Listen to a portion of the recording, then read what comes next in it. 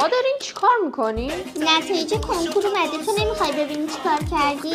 نمیدونم، الان که برقا رفته شارژ گوشیم هم تموم شده بود زدمش پاور بانک.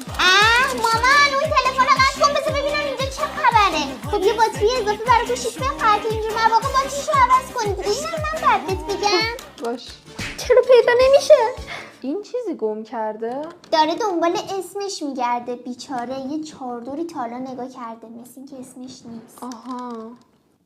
اومد. ایول قبول شدم. فردا باید برم دانشگاه برای کارای ثبت نام. فردا که پنجشنبه است، دانشگاه تعطیل نیست؟ چرا باید تعطیل باشه؟